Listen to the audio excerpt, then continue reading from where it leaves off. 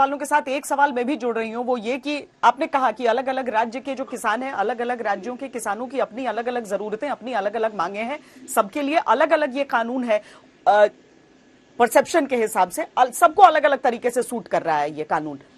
तो अगर दो राज्य भी नाराज हैं तो क्या उसे एड्रेस नहीं किया जाएगा? जो जो गौरव वल्लभ अपनी तरफ से कह रहे हैं कि बस 25 किलोमीटर दूर नहीं गए प्रधानमंत्री और 2500 किलोमीटर दूर के किसानों से बात कर ली, तो गौरव वल्लभ के उन तमाम आरोपों के बीच एक सवाल मैं भी आपसे यह जानना चाहती हूं कि करेंगे कैसे, एड्रेस कैसे करेंगे आप इस इशू को? आप देखिए, किसान एक राज्य दो राज्य क्या कहा, दो किसान भी कष्ट में हैं तो हमारे लिए संवेदना का विषय, इसीलिए तो सरकार ने वो सारे संशोधन करने को राजी थी। लिखित में एमएसपी भी की गारंटी देने को तैयार थी। परंतु दुर्भाग्य की बात यह है, हम तो श्वेता जी बचपन में सुनते थे, कांग्रेस का नारा था सारे भारत से नाता है, सरकार चलाना आता है। सरकार चलाने की हैसियत तो खैर जनता ने बता दी है। आज ये कह रहे 2500 किलोमीटर दूर बैठे फार्मर का कोई मतलब ही नहीं है। अरुणाचल प्रदेश के फार्मर की कोई हैसियत नहीं, तमिलनाडु के फार्मर की कोई हैसियत नहीं। गजब की आपकी राष्ट्रीय एकता है भाई।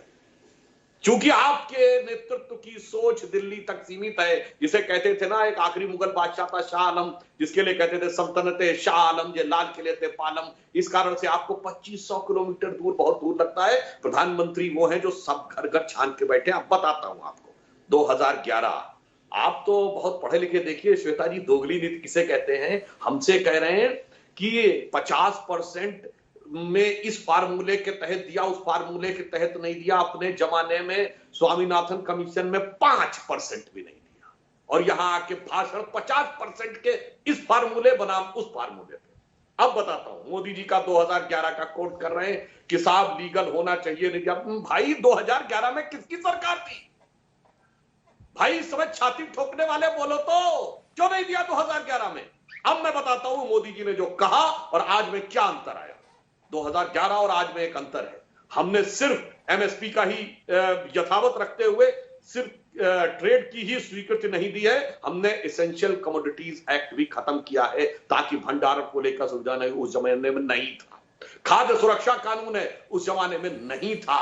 आप पढ़े लिखे हैं, डब्ल्यूटीओ में 2011, 12 और 13 में आपकी सरकारें कहां तक झुकती चली जा रही थी। मैं दर्शकों से कहूंगा, जिनेवा 2013, डब्ल्यूटीओ भारत सरकार के बीच की चीजें नेट पे जाके चेक करिए। और अगस्त 2014 बाली में आकर जिस तरह चट्टान की तरह मोदी सरकार आके खड़ी हो गई, अन्यथा 2022-23 आते आते हम एमएसपी देने लायक हमारे हाथ ही बन गए होते।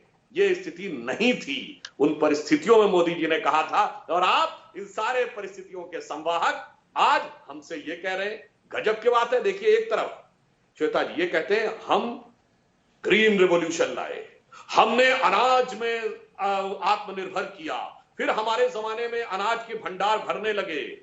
और शरद पवार जी कृषि मंत्री थे, याद करिए, इस कदर अनाज भरा हुआ था 2013-14 में, सड़ रहा था, ओपन में पड़ा हुआ अनाज।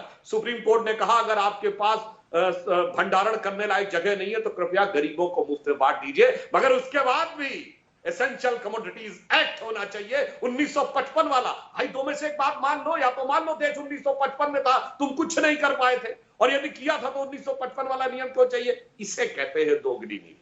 इसलिए पूरा देश अच्छी तरीके से परिचित है। और एक और बात बोली थी, अभी आपने बात कही कि किसानों की मृत्यु हुई। एक भी किसान की मृत्यु हमें संवेदना व्यक्त करती है, पर जब 100 सीआरपीएफ के जवान मारे जाते हैं, वो सब किसानों के बेटे होते हैं। और आपके दौरे हुकूमत में जेएनयू में जश्न मनता है और आप चुप रहते हैं, उल्टा उन लोगों के समर्थन में जाके खड़े होते हैं जो कहते हैं कि सुरक्षा बलों के उन जवानों पे कार्रवाई होनी चाहिए। चुटुरती ठंड से लेके, रेगिस्तान से लेके, जंगल में जाकर इन्हीं किसानों के परिवार के बेटे होते हैं। उनको सजाएं दिलवाने के लिए जो वकील कोर्ट में जाके अर्जियां लगाते हैं, उनके साथ आके आप खड़े होते हैं, फिर कहते हैं कि हमें किसान की मृत्यु के ऊपर भाषण देते हैं। तो मेरे विचार से देश की जनता ने बहुत अच्छी तरीके से समझा हुआ है। आपके पास किसी चीज का कोई उत्तर नहीं है।